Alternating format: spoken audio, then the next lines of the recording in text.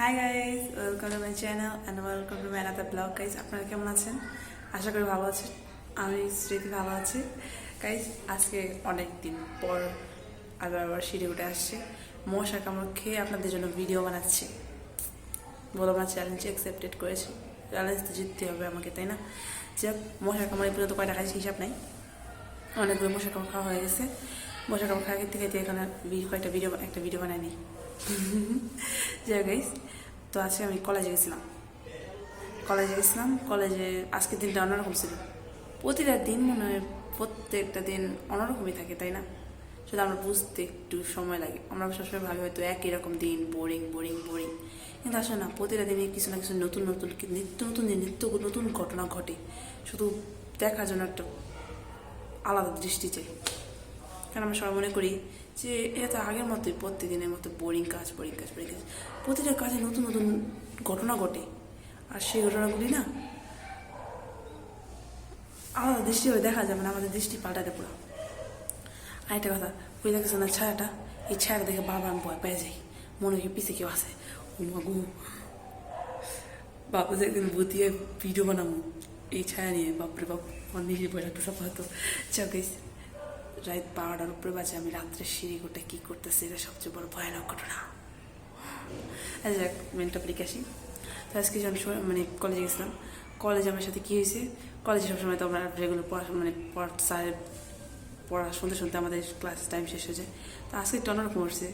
আমরা আজকে লুকে স্যারের ক্লাসে করছি, লুডো আছে না, মোবাইলে লুডোই করছি, লুডো খেলছি বসে বসে।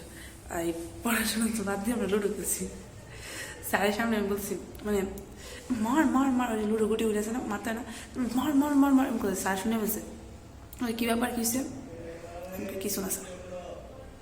যাক গাইস, এই আজকে এই ঘটনা করছে। তারপরে আসলে আমরা গেছি। তারপরে কলেজে একটা দোলনা থাকে, ওই দোলনাতে গেছি, দোলনা তুলতে গেছি। প্রায় অনেকক্ষণ দোলনা তুলছি, অনেকক্ষণ। আমি দোলনাতে অনেক ভয় পাই। তোমরা দেখালে বলে ভালো হয়তো বুঝতে পারতেন। আমি দোলনা তুলছি, আমার দোলনাতে এত ভয় কেন, আমি একটা কয়েক ঘটনা বলি। ছোটোবেলায় যখন দোলনা তুলতাম, যখন অনেক চড়তে যখন তোলাইতো, তখন আমার ভয় লাগতো। পা মনে হতো কি এক্ষুনি পড়ে যাবে। এই ভয়টা না আমার এখনও কাটে নাই। তো আমি যখন দোলনাতে তুলি, তা আমার মনে হয় কি আমি এক্ষুনি পড়ে যাবো, কিছু হয়ে যাবো। একটা ঘটনা বলি। আমি যখন বর্ণমালা কলেজে পড়ি, কলেজের নাম বলা হচ্ছে জানি, কলেজে পড়তাম আর কি। তো তখন আমাদের ট্রিপে নিয়ে গেছিলো, একটা ট্রিপ ছিল ওই ড্রিম হলিডে পার্কে। তো এখানে পার্কে নিয়ে গেছিলো। তো ওইখানে একটা দোলনা ছিল, আমি আর আমার ফ্রেন্ড বসছি। তো পিছ দিয়ে আমার একটা ফ্রেন্ড ধাক্কা দিয়েছিল, আস্তে করে দিয়েছিল, সম্পূর্ণ আস্তে। কিন্তু আমার আমি এক্ষুনি পড়ে যাবো। এত ভয়, আমি ভয়ে পুরো চেপে গেছি, এত চিৎকার পাচ্ছি, বাচ্চারা দেখে করেছি এতে আমার থেকে বেশি বাচ্চা এমন বলতেছিল। কিন্তু ওই ভয়টা আস্তে আস্তে কাটাই ফেলছি। ভয় পাওয়ার একটা কারণ হচ্ছে, ছোটোবেলায় আমার একটা দিদি ছিল, দিদি বলতে প্রতিবেশী দিদি। তার সাথে গেছিলাম হচ্ছে করতে, ওই নাগরদোলা তুলতেছে না, দোলনাতে গেছিলাম। ছোটো ছিলাম, অনেকটাই ছোটো ছিলাম, পুরা প্লেতে পড়ি, প্লেতে হবে না, প্লে কিনা সেতে পড়ি, এরকম তখনকার ঘটনা আমার এখন মনে হচ্ছে স্পষ্ট। কারণ ওই দিন আমি সবচেয়ে বেশি ভয় পাইছিলাম। নাগরদোলা তো ওই চোখগুলি থাকে না, আস্তে আস্তে জু করে নিচে পড়ে, মনে কি এক্ষুনি পড়ে যাবো, ওইটা উঠছিলাম। তো ওই ওঠার পর আমার এত ভয় লাগছে, ফার্স্ট টাইম উঠছিলাম না। তো ওই ভয়টা সবসময় রয়ে গেল, ওইখান থেকে বয়স হয়েছে। তারপর তো মনে হয় দোলনায় তো বসলে বা কোনো নিচে গেলে দোলনার মতো হয়, সেগুলো বসলে মনে হয় যে পড়ে যাবে।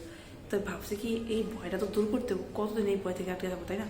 তো তার জন্য আমি কী করছি, এই ভয়টা দূর করার জন্য আমি হচ্ছে কলেজে দোলনায় প্রতিদিন একটু হলেও বসি বলে ভুল হবে, মাঝে মাঝে বসি। আজকে তো অনেকক্ষণ বসে আর অনেক যত দোলনা খাইছি।